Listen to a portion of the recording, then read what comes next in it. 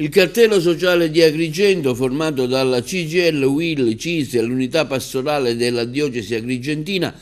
al termine dell'incontro avuto con il prefetto di Agrigento Caccamo, esprime apprezzamento per l'attenzione e la sensibilità dimostrate dal rappresentante del governo nei confronti di una situazione che ormai ha assunto caratteri di vera e propria emergenza sul grave stato di impasse in cui versa il Consorzio Universitario Agrigentino EQUA. La paralisi che sta soffocando il consorzio universitario, affermano i rappresentanti del cartello sociale, non è il frutto di cause esterne o inevitabili, ma è il risultato diretto di uno scontro politico interno a una coalizione di partiti che esprime la maggioranza sia a livello locale che regionale. È uno scontro incomprensibile che si consuma sulla pelle degli studenti, dei lavoratori, dell'intero territorio, rischiando di produrre danni irreversibili. Il cartello sociale di Agrigento ha rappresentato al prefetto Caccamo non solo l'inaccettabile ritardo nella definizione della governance del consorzio universitario,